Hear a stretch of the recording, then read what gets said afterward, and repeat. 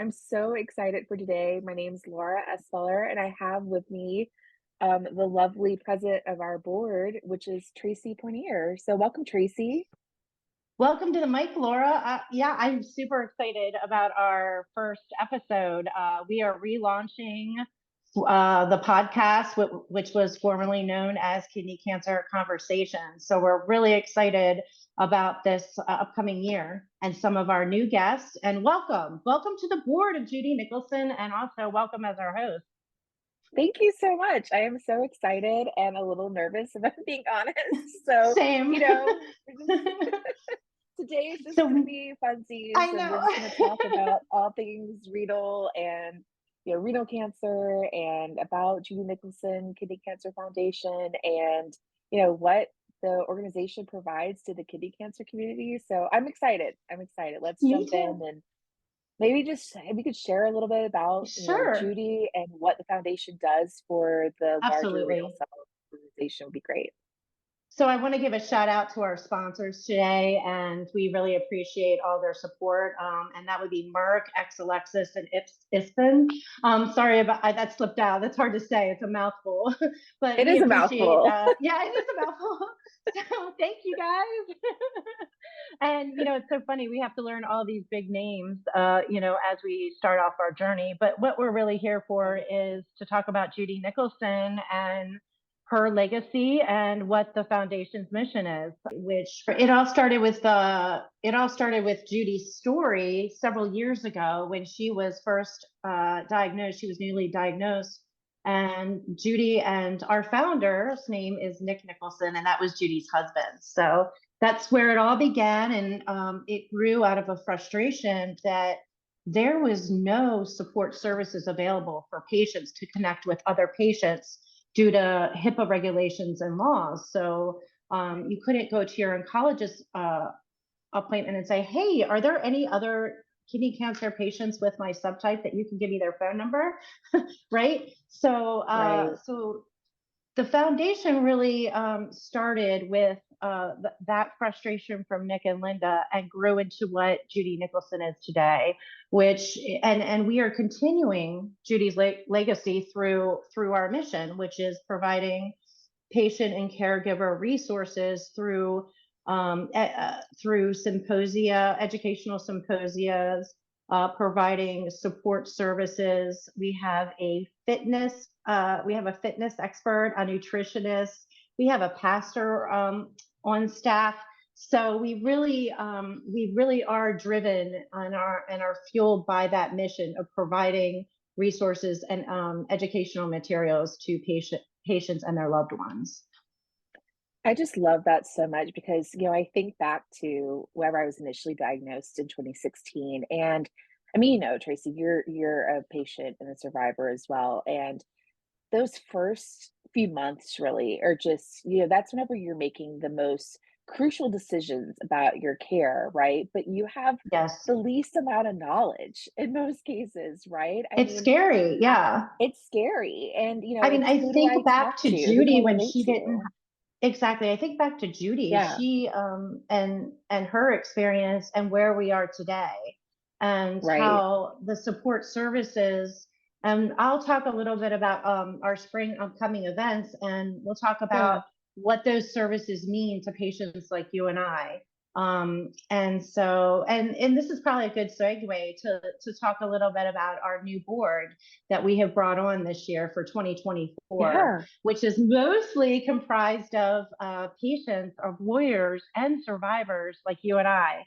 And we also have a clinical oncology professor, a nurse, a hospice nurse practitioner, and I had mentioned previously the pastor.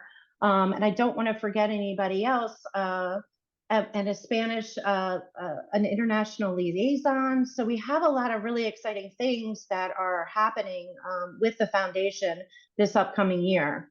But what I love about the foundation, Laura, and I think you'll agree with me, is that it's mostly made up of patients, like I had mentioned before. So we really understand the importance of this mission for that very reason. Yeah, absolutely. Because, I mean, it's one thing to understand the science, right? It's another thing to Yes, have the lived experience of being either a patient or a caregiver, right? And I've yes. actually, unfortunately, worn both hats. I've been a patient myself, and also I was a caregiver to my mom, who unfortunately passed away 5 years ago. And it's the lived experience is something that just can't be replicated, and that's why I'm so passionate about making sure that patients have a voice at the table, a seat at the table every single time, because it's one thing to talk about side effects, is another thing to have experienced it, right? I Exactly. And mean, there are hard things that you can only discuss with another patient, because when you're sitting in your oncologist office and you're being delivered hard information, right, to hear, you just go blank sometimes and you can't think. So having that patient support and being able to connect with other patients and caregivers to hear about their journey and how they handled it, it really does give you a sense of peace and hope that is like no other. It's almost a absolutely. form And of therapy for me. it is, yeah. I mean, Yeah. it's okay. So whenever I was early on in my journey, I actually I share this sometimes, and I know it sounds a little like, oh my gosh, Laura, really? But I actually was at one point going to two different therapists a week, because Yeah. one, I was on medical leave from work, so what else was I going to do in my time, right?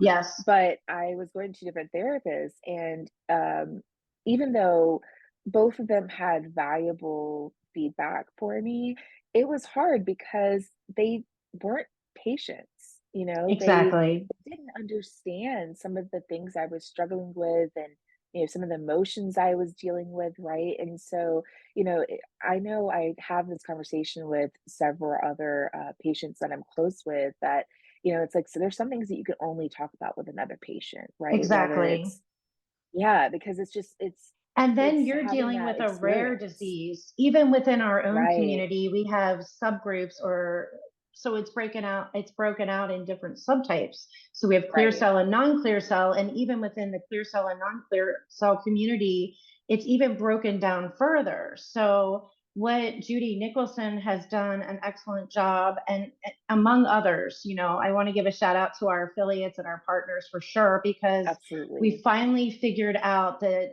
the voice of the patient is one of the most important things. And it is part of your journey, right? And the process that it just mental health is super important, because there are so Absolutely. many ups and downs and bumps.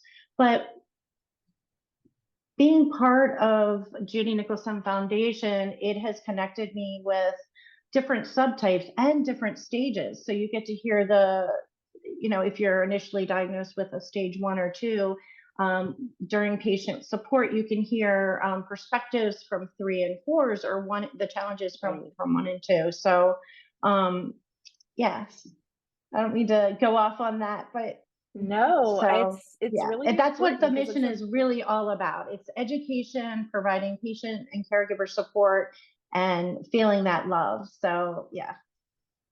absolutely, because I remember my oncologist telling me very early on that patients that have support and a more positive outlook on things tend to have a better outcome. And it's not to say that, Yes. patients that have passed didn't have that. That's not true, Yes. right? But it definitely bumps the odds in your favor whenever you have that It support. does. And so I Yeah. love that, that we provide that at the Judy Nicholson Kidney Cancer Foundation. We provide that kind of foundation to be able to have those important conversations. So actually, well, let's talk about upcoming events then, since we're here. We're talking Yeah, about let's get support. What do into we it. do? What does our foundation do? So I'm going to our listeners are probably going to see me looking up and down, but we have so many new and exciting things that I don't want to forget. So Yes. listeners, I apologize if I'm looking away from the camera. Don't hold it against me. Um, so we have so many new things happening. We're planning for spring. We're planning for what's next after spring, summer, fall, and winter. So we have some really cool stuff, but let's just focus on what's happening in the month of March. As you are aware, You can talk a little bit about your advocacy. We Sure. have kidney cancer awareness, which is one of the biggest things for all the foundations that we support and love. Celebrate. You can find all of our events, all of the information for everything that I'm mentioning on our website. We drop the events on our social media, and if you sign up for our newsletter, you can also get the latest scoop. You'll be the first to know about the events hitting. And then we have Pull Up a Chair, which is our caregiving series with host Jayla Barnes. Our next episode is happening this Thursday at 7:30 Eastern Standard Time. We have a patient open forum with Joel Stern.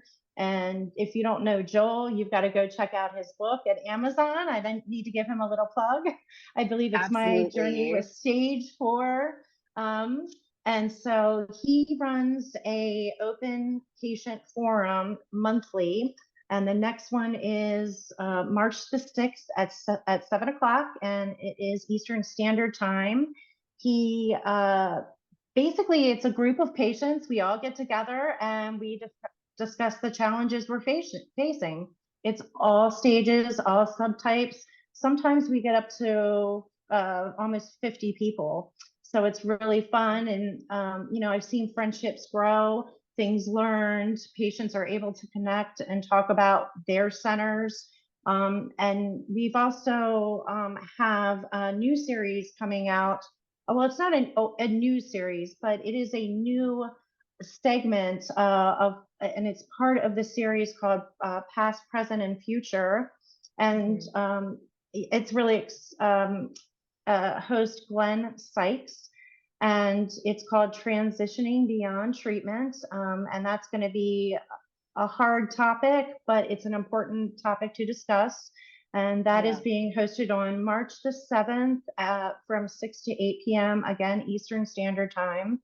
All three of these events are on our homepage of our website. So if you are listening, please go check them out and keep up to date.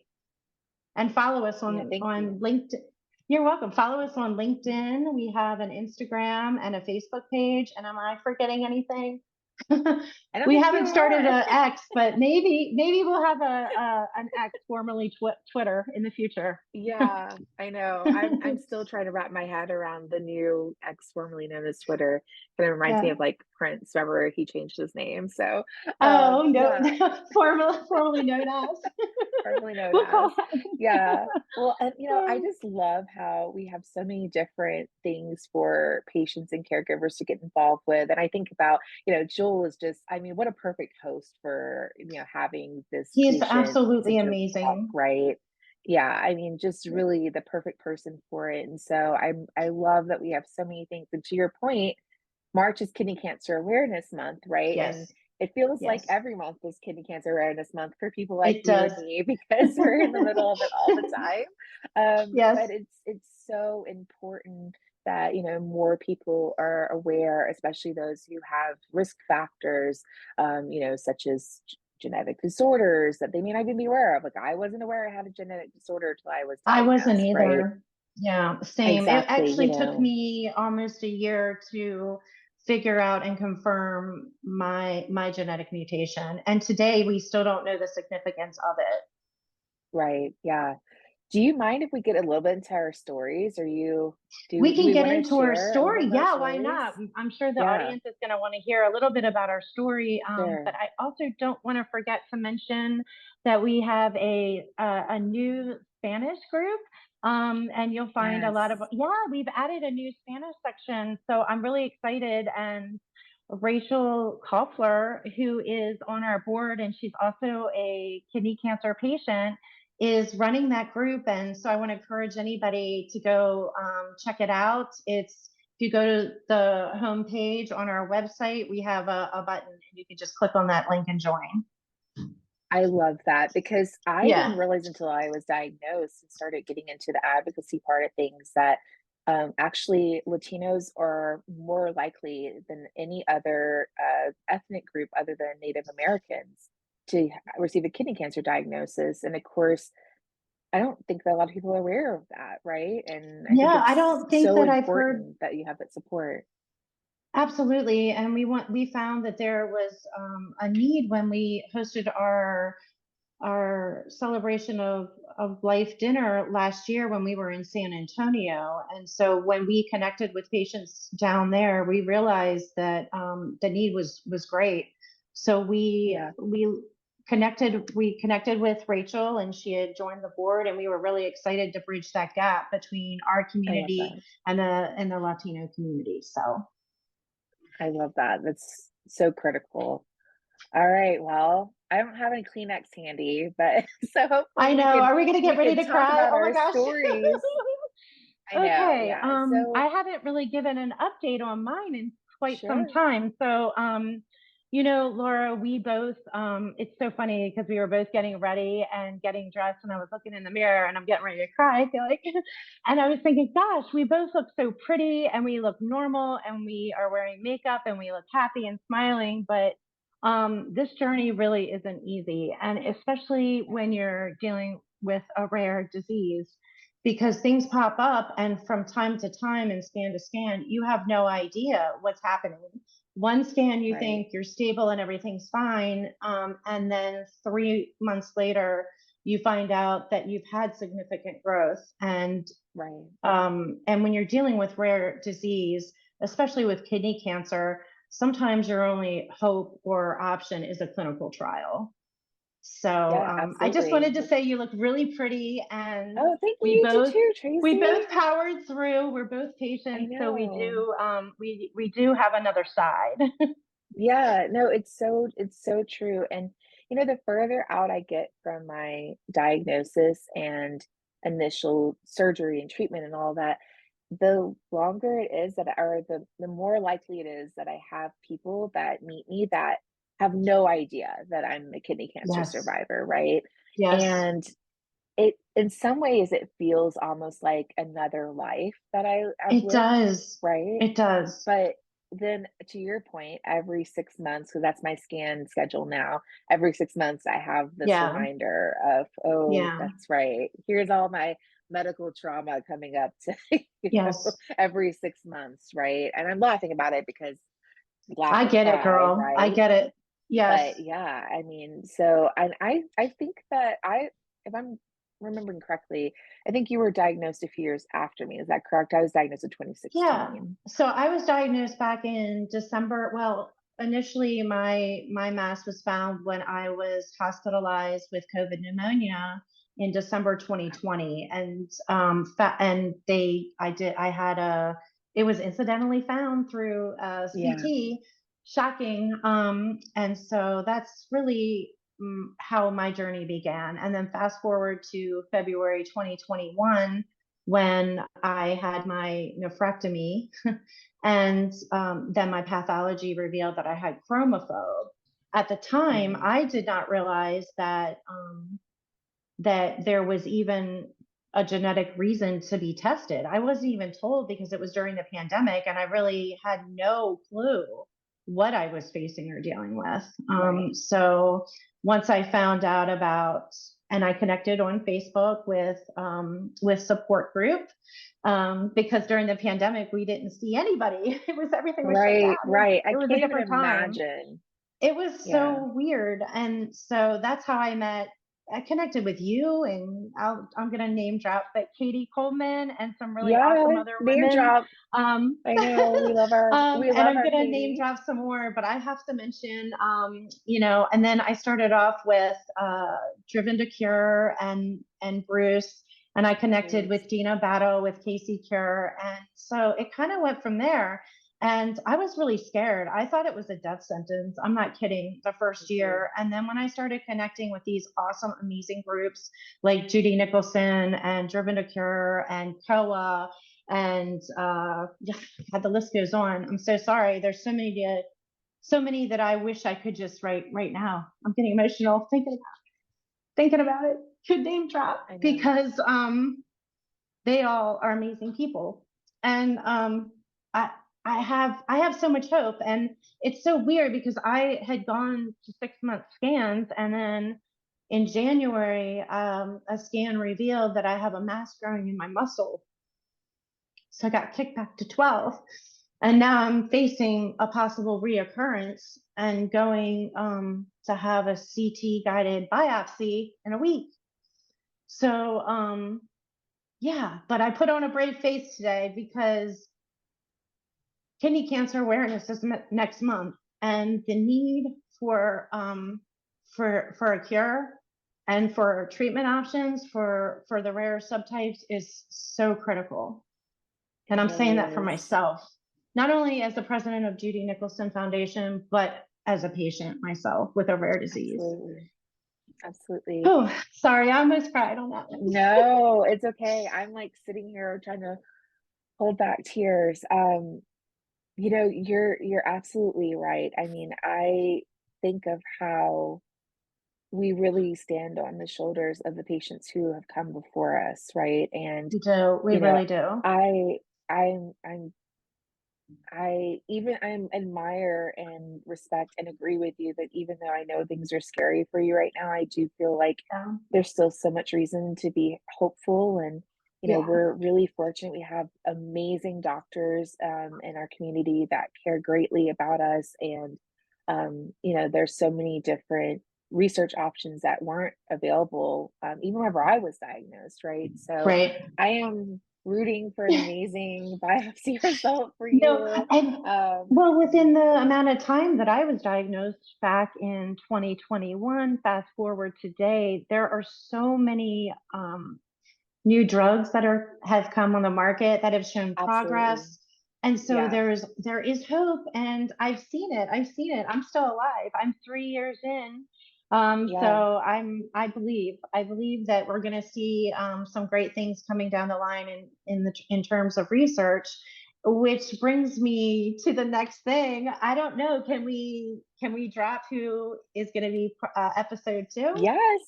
I think we Let's do it. should. Come on. So All right. next episode, March's episode, will be with Dr. Pavlos Masul from MD Anderson, who is wonderful. What a gem of a human being, and He is. also amazing researcher. I'm so excited to talk to him, especially since he does a lot of research, to your point, in rare kidney cancer, specifically renal Yes. medullary carcinoma, which is, I mean, look, they're all horrible subtypes, right? But Yeah. RMC just really, oh Yes. man, it just guts me, right? Because if you're not familiar with RMC, it is a subtype of kidney cancer that primarily impacts African Americans, typically young Black men and women. We're talking patients in their early teens to late 20s. And once it's diagnosed stage 4, it's pretty difficult to treat, to say the least. Correct.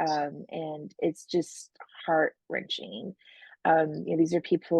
These are babies, the prime of their lives, right? And Right. I And I know wanted you're to from, mention CJ Chris Johnson I was going to Foundation. say that. Yeah, Yeah, they're I one was of going to our say that. affiliates. And so I have a whole list of affiliates. And so my apologies to our affiliates if I forget to name you. I'm naming others, but we do have that listed, our partners and affiliates on our website. And I keep plugging that. But if you go to our website, make sure you check them out because I don't want to leave anybody out at all. But that's a No, great yeah, organization, and they are dedicated to finding treatment options for that rare subtype of kidney yeah. cancer. Yeah, no, you're absolutely right. I was gonna say that. I know Richie is a dear friend of mine and yours as well. And Richie was Chris Yeah.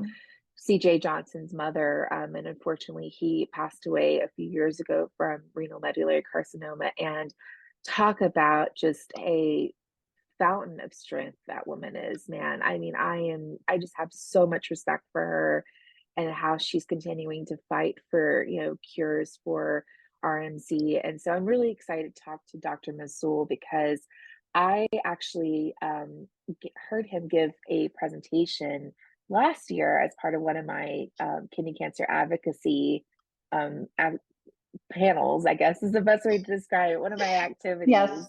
And I was blown away by his research, and I'm excited to see how it can impact I'm patients really moving excited. forward. I've been following Dr. Masul as well, and his latest paper. So Yeah. I'm kind of fangirling. I'm not gonna lie. I'm I'm really fangirling excited too. to It's hear his talk. okay. I know. I'm like, can I join that podcast? Yeah, So I'm no, so I mean, like, sorry. Like I'm I'm so fangirling too. excited to see to hear him speak next month. And I'm really grateful that he accepted our invitation. And this might be a good time to talk about like future guests, what we have in mind, and we might not be able to talk about who, but maybe you Yeah. can give a sneak peek of like the type of. I know, I'm excited. Okay. So I know I'm really excited. I have not released the list yet, partially because I'm still locking people in, but I do have some really great topics lined up for this year, Awesome. including speaking with another patient advocate, speaking with a dietitian, which I think is really important because we don't always talk about these Yes. other things that you can do to help yourself during treatment. I have a few other rock stars like Dr. Masul in the kidney cancer world that I'm really excited to get on the podcast to talk about the research that they're doing and the clinical trials that they're doing, and so more to come. But I think it's going to be really great. I'm going to try to make sure that we have a good, diverse group of topics to go through, and Great. some will be really exciting. Some will probably be tough, right? I want to talk to Right. someone who's knowledgeable with hospice because I think that it is important for us to talk about those things that we have to consider, as kidney cancer patients. But I think it's going to be great. I think it's going to be a great I lineup. think I so hope too. everyone will be excited to tune in. And I think again, I'm like you. I was diagnosed almost 8 years ago now, which is just Yeah. wild to say, honestly, out loud. I And know it's hard to believe it's been 3, but 8. I can't yeah, imagine uttering those words when you feel like it's almost it's so hard hearing that diagnosis and you feel so hopeless in that moment, and then you are absolutely. here 8 years. What an amazing Yeah. testimony. Thank you. Yeah, thank you. My my oncologist doesn't normally use the word miracle, but even my last That's scans, he's I like, do. "You're still a miracle woman." And it's true. Yeah, I mean, if you don't mind, I'll share a little bit. So, I would because I love to feel like, hear. Yeah. yeah, it's funny. I kind of assume people know my story, and then I Yeah. go, "Oh yeah, I guess people don't." Like, not because it's all about me, but just because I don't know. It's almost like, yeah, again, it almost feels like it happened to another person sometimes, right? Exactly. And then Um, sometimes when yeah, you do media, if you've ever done media to talk about your story, you forget like who right, remembers and who knows, because as you go on right, and you tell your story, new people follow you. And you mentioned you had yeah, a life before cancer, then you have your cancer diagnosis, and then what happens on the other side. So it's, yeah, absolutely, yeah. tell a little bit about yourself, Laura. I'm sure our listeners would love to hear it, So or would be I was interested in hearing it. Yeah, I'd be happy to share. So I was diagnosed in 2016, 5 days after my 29th birthday, which I like to refer to as the worst birthday gift I've ever received, which is true. It was Wow. terrible.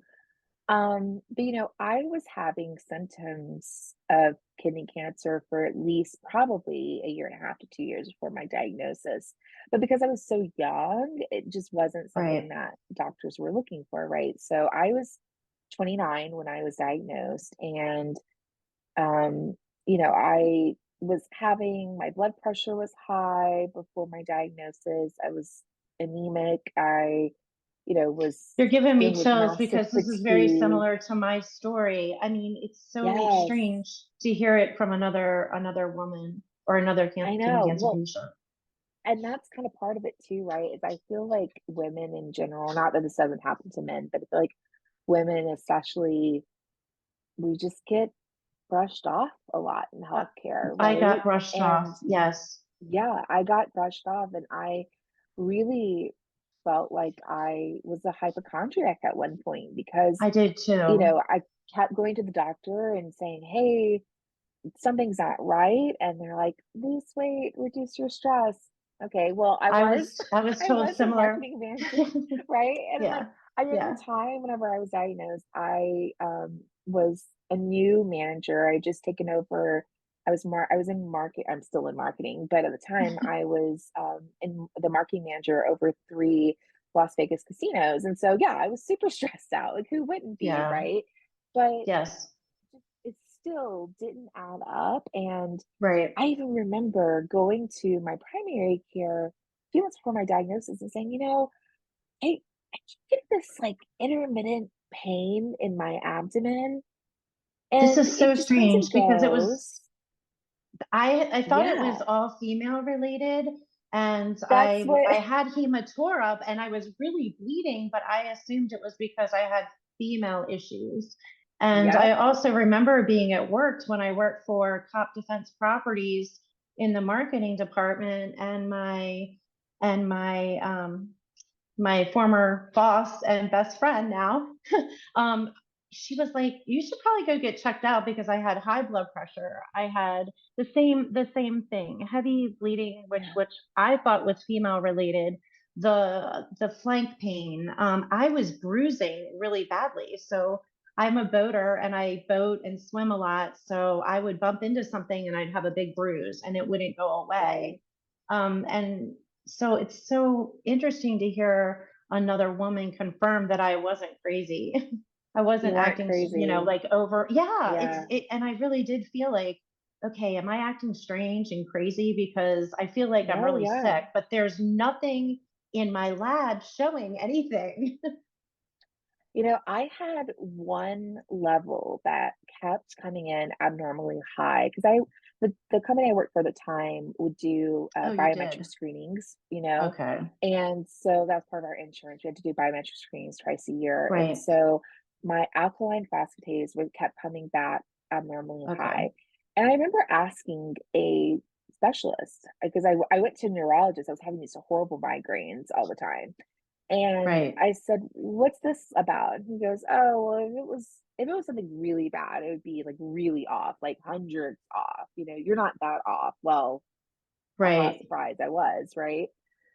So, but yeah, it actually, whenever I talked to my primary care about my abdomen pain, she said, "Well, you have fibroids. It's probably pelvic pain." And I was Same. like, Oh my "Okay, gosh. not a doctor, but like I know the difference between my abdomen and my pelvis. This is definitely Yeah, so abdomen mine, pain, right?" it was the same thing. I was told that it was probably fibroid related as well. Yeah, I went so far as yeah. to have an endometrium ablation done in 2006 because of my issues. I have chromophobe, so we know chromophobe is slow growing. And Mhm. I'm not a medical doctor. I'm not giving medical advice. I need to make that disclaimer in case any of our listeners are We're like, wait a neither of us minute, are medical doctors. I don't Yeah, need an endometrial ablation. So right. I'm not giving medical advice. But yeah, so I understand that Yeah, wholeheartedly. yeah. It was just such a journey, and the week before I was diagnosed, I woke up with like the worst back pain in my life, right? I mean, could Yeah. barely move. Every step was Yes. excruciating. And then my legs started to swell up. So for Oh my my birthday goodness. dinner, I had to wear a dress because I couldn't get pants on. Like that's how much they swell up. Well, typical like mom-daughter relationship, right? My mom was in town visiting for my birthday. I didn't want to freak her out, so I waited until I dropped her off at the airport a few days later to go to the doctor, right? Which I hope my kids never do to me, but I I was trying not to know. freak her out, right? I And so understand. right? So I went to the doctor and she drew some labs and said, something's not right with your kidney function. Okay. I'm going to send you to go get a CT, get it done within the week. And I asked her, I said, should I go to the ER? And she said, you're going to wait a long time. It's going to cost you more, but just go Right. within the week. Well, that didn't sit well with me, which thankfully it didn't. I went to the ER that night after work, and that was when I was diagnosed. And my kidney tumor was 13 centimeters large. That's pretty So big. That is it's a big, large renal right? mass. Large renal mass. It was Yeah. blocking my vena cava, which is the main artery that brings your blood back from your lower extremities back to your heart. So that's why my legs were swelling up. It wasn't fluid Right. retention, it was Right. my blood circulation, right? I was going to ask what And would the edema was from. Okay. yeah, it was from Yeah. that, and which is a life-threatening, condition, you know, to have your vena Correct. cava blocked. So I was living in Las Vegas at the time, and the ER doctor said, "You go to California for surgery. You need to go to either Right. USC or UCLA. You need to go to a specialty hospital," which now I realize is because of how life-threatening and extensive the cancer was already. Right. But, you know, you don't know. I mean, like how we talked about earlier, you don't know what you don't know at the time, right? Like you don't know how bad things are. And so, and which maybe Well, was a what I good think for thing, me, Laura, you for know? me, I always felt like I was constantly going to the doctors, constantly going to the ER for I had UTIs and kidney infections. I would get a lot of kidney Yeah, infections. So, and at the time, I just thought, okay, am I crazy? And so I I understand, know. yeah, not wanting to overreact Right. and think, is this really something that I need to worry about, or Yeah. am I just being over dramatic again? Right. Um, Yeah. And I that's kind of understand. where I landed. Yeah. And so Yeah. I wound up getting an amazing local urologist in Vegas who actually was a kidney cancer survivor and told me, if you go to California, I will send you to the surgeon who operated on me. And I was like, yes, that's what I want. So that's what I did. And I had my nephrectomy in June of 2016. They also had removed my adrenal gland, my right adrenal gland, most of my IVC, my vena cava, and 7 lymph nodes, I believe. And so they Right. were cautiously optimistic that I would, you know, maybe they got all of the cancer in the surgery. I think maybe cautiously optimistic because of my age, not necessarily because they Right. realistically thought they had 29 gotten is all of very it. young. Yeah, 29 is Very young, very yeah, young. Very young. right. And so I actually was the first time that anyone mentioned HLRCC, which is what I have. So HLRCC is hereditary leiomyomatosis and renal cell cancer, which is a genetic disorder that um, increases your likelihood of getting kidney cancer. So I hit the, you know, the jackpot, of course, right? The worst Of jackpot too. rare. I got all of it, right? And Yeah. so because of my age, I would have probably been screened for kidney cancer a lot earlier, but they don't typically look for Right. kidney cancer in people in their 20s, right? But HLRCC patients who have it typically do develop kidney cancer in their 20s to 40s. So I was on track. I was right, you know, in the Right. median of where I should be, but no one was looking for us. We didn't realize I had this genetic disorder, right? So um Right. they came in, I remember they came in one day while I was in the hospital after my surgery and said, "Do you have fibroids?" I'm like, "Yeah, yeah, a few uterine fibroids." And they Right. said, "Okay, do you have bumps on your skin?" I'm like, "Yeah, now that you mention it, I've got a few on my back that, you know, my dermatologist never really seemed to be concerned about." Well, they were leiomyomas, which are these benign growths that happen, you know, that's part of this genetic disorder. But the frustrating thing is a lot of dermatologists don't screen patients who come with leiomyomas for HLRCC. I A lot was of not aware of that. OBGYNs, yeah, a lot of Right. OBGYNs, even though, I mean, to be fair, right, fibroids are incredibly common in women, so it's not Exactly. right, but they're Right. not screening for HLRCC. So, you know, someone probably should have put two and two Right. together before because I was What showing I had leiomyomas, do you not want to drop fibroids. the Yeah. do you want to drop some I'm sorry, do you want to I No, didn't it's mean to okay. interrupt you. Do you want to No, drop you're some good. facts for our do you want to drop some facts for our listeners? Yeah. If we have them handy, what is the makeup of how many people are diagnosed with kidney cancer each year? Oh my gosh. Okay, I should know that. So last So year hold was on a second. 82,000 were newly That's what I diagnosed, I thought. believe. Is that correct? Thank Because you. we That sounds participated right.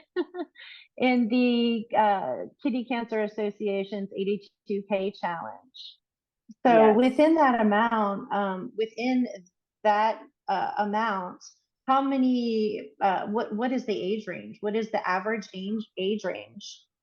So the average age range of kidney cancer patients is 64, Right, and 63, you were 64. 29. And I was That's 29. very Yeah. young. And I So was very young, 47 at diagnosis. 47. which is still very young, right? And Still so, very young, yeah. um, and I know that like they estimate that there's about 300 families worldwide that are, that have this FH mutation, which causes I was gonna HLRCC. ask But that number. I think Yeah. I think it's pretty low, honestly. The number is probably Yes. quite higher than that. So yeah, but after my surgery, went home Right. hoping, okay, this will be it, right? Which I'm sure you did as well. We all do, right? We think, okay, You're got the told you'll kidney lose out, your we move kidney and on, you'll be good to go. be good to go. And so You can still we live with always we one tell kidney. ourselves, right? That's what I said. I still live with one kidney. It'll be fine. I'll be back to work next week. No big deal, right? They Um, forget they and forget to tell you so there's different subtypes, there's different, yeah, drugs which that work for those I was gonna subtypes. say, Then I did not the list know. goes on. I I didn't know You'll any have of to this, scan the right? rest of your life. Yes. And so I went back for scans that August to UCLA, and that was when they found. And I just had that gut feeling whenever I was going for my scans. I was like, Yeah. I think this cancer's still here. And so Yeah. sure enough, at that point, between June and August, it metastasized to my liver, to my lungs, most of the lymph nodes throughout my chest. I mean, it was Yeah. extensive. Is that a typical Um, place that it goes? Kidney, well, not specifically kidney cancer, but the HLRCC subtype. yeah, actually, for both kidney cancer in general and HLRCC, those are typical, sites for metastatic disease. It just with HLRCC, it's aggressive. It's aggressive and it Okay. tends to grow very fast. And I was still educating myself about the disease at the time, and I remember my oncologist at the time, no longer my oncologist, but my oncologist at the time said he just was kind of cagey about like what I had, So I was like, Right. I said, okay, I've looked up subtypes. So what do I have? He said, oh, you have kind of a mixture of two. I'm like, well, what does that mean? And which are they? And what does this look like? And what he did tell me then, he said, look, there's no standard for what to treat you with your subtype. And he said, so I can give you this one drug, which was Votrient. And he said, but I think you should Okay. go see, there's an oncologist in Vegas who does a lot of clinical trials, and I think you should see him. So I did. And that actually turned out to be like one of the best decisions I ever made by far. Yeah. So actually, Getting the my second oncologist in opinion. Vegas, absolutely. I mean, Same in my I case. would probably not be talking to you. Actually, I definitely would Yeah. not be talking to you today, more likely, Yeah. if I wouldn't have done that. And my oncologist in Vegas, who I'm going to try really hard not to get emotional talking about him, he was one of the co-founders of the Kidney Cancer Association, Dr. Nicholson. And, you know, I was so scared. And in between the appointment I had with Dr. Vogelsang and, leaving UCLA, there was a patient on Smart Patients who's since passed that told me, said, well, what subtype do you have? I'm like, I don't know. They're telling me too, right? And he said, you need to get a copy of your biopsy report. You need to see what's going on. So I called, Right. and the medical assistant sent me a copy of my biopsy report, and it said HLRCC, and that, stage 4, poor prognosis. This is something that, it said HLRCC usually has frequent metastatic disease and is associated with poor prognosis. Right. And I just, crumbled. So by the time that I went to go see Dr. Vogelsang, I'm thinking, all right, what are you really going to do for me at this point? I'm dead woman walking. Yeah. And, he came in and he was just so compassionate from the beginning. Was the first doctor to really explain to me specifically what I had, and said, look, there's no standard of care. There's 4 clinical trials I think would be a good fit for you. Here's the one that I think is the first best option for you. And it's randomized. So you're not going to be able to choose, we're not going to be able to choose which drug that you are going to, be assigned to. But I think that there's this one drug on the trial that I think is your best shot. And look, if whatever you get assigned to isn't working for you, we'll pull you off the trial. You don't have to continue on the Wow. trial if it's not working for you. Right. So the drug that he wanted me to be assigned to was cabozantinib, and that was the one I was assigned to. And I will never forget, he and I are sitting in the room. The clinical trial nurse walks in a few weeks later and says she's been assigned in Cabometyx, and she goes, "Oh, you hit the jackpot," Right, I did, because I went from having, this extensive metastatic spread, my lungs, my liver, Right. all my lymph nodes, right, my chest, to I had an 80% reduction in my tumor burden in 3 months. My Wow. first scan in Cabo. Yeah. Oh, Um, and I and mean, I we've heard couldn't other believe it. patient stories. We've heard other patient success stories with Cabo. And so this is Yeah. amazing that you're talking about this and we're hearing yours. So, Yeah. It was incredible, and I was so conditioned at that point for bad news that right.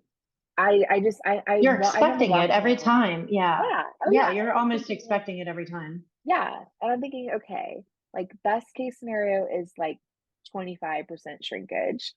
Yeah. I'll be happy with stable. Like that's what I had prepared myself. So for I see me, that all I the was like time. I'm like, 80, as long as I get stable, that's right. great. No Yeah, significant growth.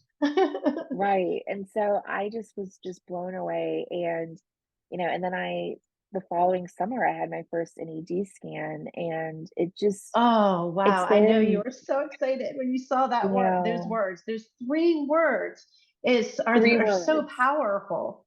And we even say 3 letters because the three Yeah. words, no evidence of disease, which we typically just call NED. It's we rejoice when we see it in our patient support groups on social media. We see people that say they're Ned, or they drop what they received. They got my chart, or they log into their patient Right. portal and they get that Ned news. It's like we all rejoice, and we're so excited to It's hear just, that. it's a victory every time. It really It is. it really And, is. Yeah. it shows that we're making progress. And I think one of the most meaningful things for me has been, I joined this clinical trial, and it was first randomized clinical trial for metastatic papillary kidney cancer Wow. patients. And the trial wound up indicating that cabozantinib had a longer overall survival rate compared to sunitinib, which was the standard of care at the Right. time. And I was one of two patients on the trial that had a complete response to treatment.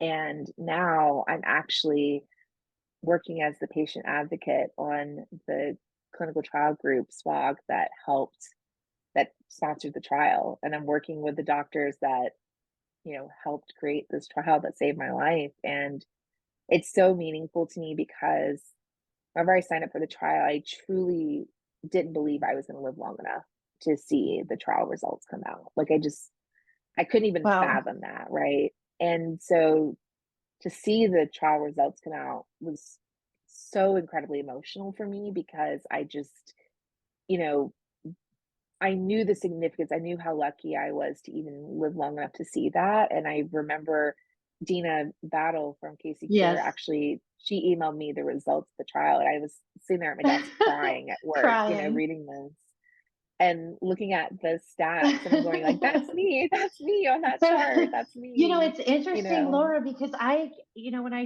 when I think about my life now, and both you and I are serving on the Judy Nicholson board, and what led us to being on a board is researching ourselves and getting that second opinion and connecting with our affiliates and basically learning from each other.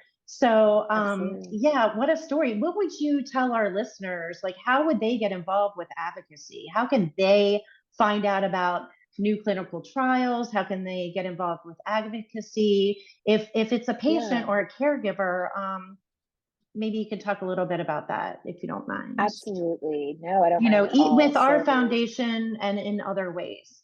So, yeah, absolutely. yeah, So, I think the Judy Nicholson Kidney Cancer Foundation offers great opportunities for patients and caregivers to get involved, whether it is through the kidney cancer research program that's sponsored by the Department of Defense. So that's a group I've been involved with for several years now. And you do, as a patient or caregiver, need a foundation supporting you. You need to have someone write you a letter of recommendation from one of the kidney cancer foundations. So that's a great right, place to start. That's actually where I got my start in kidney cancer patient advocacy, was through the kidney cancer research program through the Department of Defense, because you get to actually review grant applications, and give a patient perspective or a caregiver's perspective on, what the impact would be for the larger kidney cancer community. Are these side effects that are, barriers that you think would be reasonable for a patient caregiver to overcome? And I know people get intimidated a lot of the times because they think, oh, right, I'm not a scientist, I'm not a doctor, right? Well, guess what? I'm not right. either. We're I got both regular people. We have backgrounds in right. marketing. Exactly, Yes. exactly. So you don't need to understand that, in order to be impactful. Um, but And it's I forgot to important. mention the advocacy days. We also link that on our website. Yes, So yeah, did you see absolutely. that Yeah, update? because Cool. I did, yeah, because that's coming up soon. I know that that's a great way to become an advocate too, is, Yeah. every year Congress designates a certain amount of funding towards kidney cancer through the Department of Defense. And you don't have to be a veteran or an active military member. That's another misconception. You don't have to be, Right. involved in the military in order to be involved with the advocacy, or even on the panels. And so that's another great way to get involved. And really, it's, the organization sets up time for you to speak with your congressional representatives. The nice thing is that everybody wants to hear from a patient or caregiver. No, you're advocating for a good cause, so it's not like they're gonna, say, "Stop talking, we don't hear you talk." Like, that's not a thing. They give you talking Right. points to ask for, Yes. right? You're usually on a call with a patient advocate leader. So Right. it's that's not a big time commitment, but it's so important because we're not gonna get, cures for patients without research. It's just the reality, right? And so this Exactly. funding is a significant, is significant for the community. So I would encourage patients to look at that. And, you know, um, I think those are two great opportunities. I think that whenever we are visible as a community, we're saying hi. I'm a person living with kidney cancer. I'm a person supporting someone living with kidney cancer. Here are the things that I deal with. You're not alone. There's just things that we all deal Right. with, but we tend to not talk about it. And I feel like it's so important. You don't have to be a public speaker, you don't have to be a scientist in order to contribute. So, those are some good ways to get involved. And as far as for clinical trials, I always recommend clinicaltrials.gov, which is a government website, and it has all the clinical trials that are available for kidney cancer patients, even breaks it down by subtype. There's a lot Right. of amazing research that's happening right now, not just with metastatic patients either, which I feel like is a common misconception, right? You don't have to Right. be stage 4 in order to participate in a clinical trial. Um, in fact, we need more patients who are We lower do. stages to participate. And so there's a lot of great trials out there. There's a lot of really, I can't emphasize this enough, passionate oncologists and researchers who, I mean, they devote so much of their time and energy and resources into trying to find cures. I have so much respect for them and what they do. And that there's actually, you don't have to necessarily go to an MD Anderson or a Mayo Clinic, although those are wonderful organizations. I wouldn't discourage anyone from going there, but there's actually, you can join clinical trials oftentimes in your community as well. So there's something Right. called INCORE, which is a way for local oncologists, community oncologists to provide clinical trial care in community settings. And so that's an option as well if there's trials available in your area. So I I chose clinical trial because quite frankly that was really I Yeah. didn't have many options, but that's not the I'm case in the same anymore. There's a boat. lot of great options Yeah. now, you know? Yeah. And I would do clinical We're trial a little all bit over of a again. I wouldn't unicorn, hesitate. your case. Yeah, Your case is a we're little bit of a unicorns for unicorn. sure. We're definitely So unicorns. yeah, we are definitely unicorns. Gosh, I hope I was able to provide the right information that I was supposed to provide today. It's hard I because I'm think you did normally not in great front of the job. camera. I know, me But neither. We're it's exciting times, and I'm really looking forward to more of these discussions. And so I want to talk a me little bit too. about looking forward, if that's okay with you.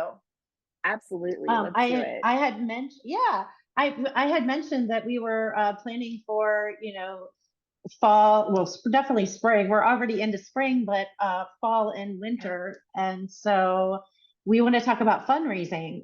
We have some wonderful sponsors, which we mentioned at the beginning of the podcast, but we also now are looking for corporate sponsorships and just fundraisers in general. So look more for that coming in our March newsletter, which should be going out around probably around March 1st. So we'll talk Yeah. about more of those future events. But I think that's what I had to mention. Oh, our CEO! I can't believe I did this. I did not mention Linda We Anderson. saved the best for last. We saved the We best are for saving last. the best for last, and we love Linda. Oh my goodness. She's She wonderful. is responsible for the day-to-day operations of the Judy Nicholson Kidney Cancer Foundation. She is the hardest working woman I've ever met. We get up between 4 and 5 o'clock every morning and we have coffee, say good morning. We walk our puppies and then get right back to all things Judy Nicholson. And when I say she's dedicated, I really mean it. She's not a kidney cancer patient herself, but she really does believe in the mission of our foundation. So I want Absolutely. to give her a big shout out and kudos.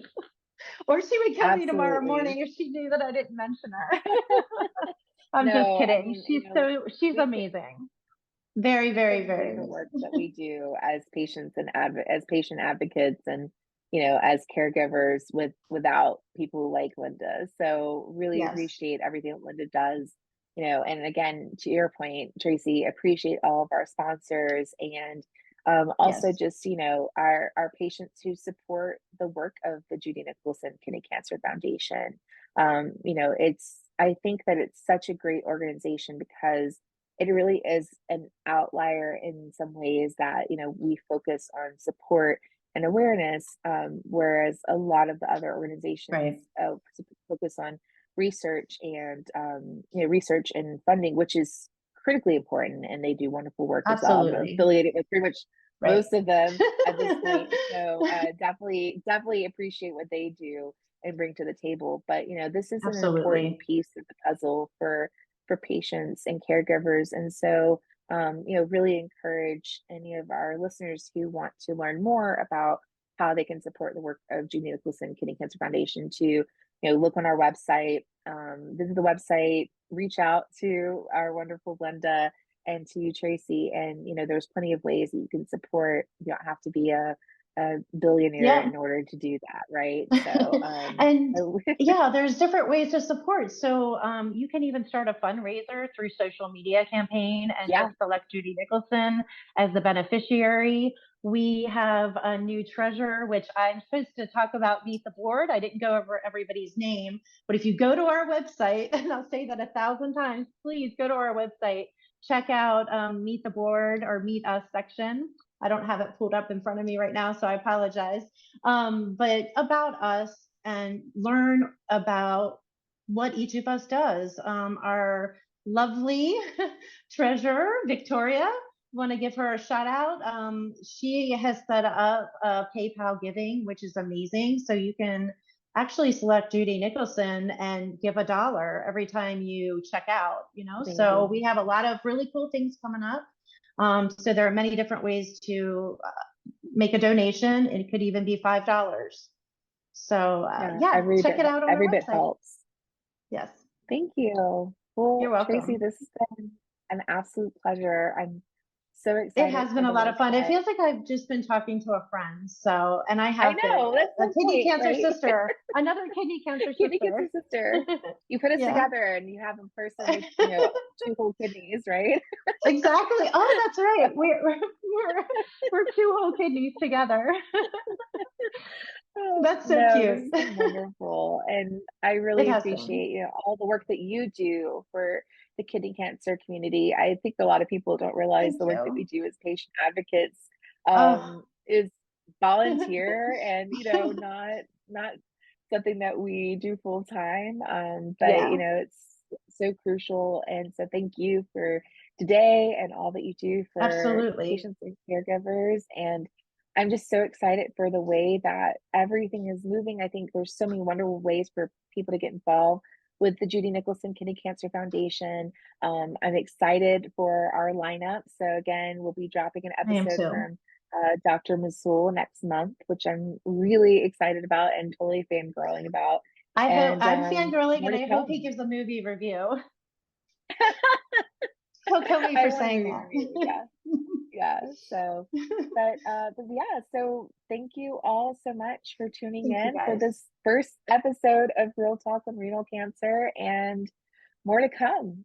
So thank you More so to much. come. Have a great day. Bye.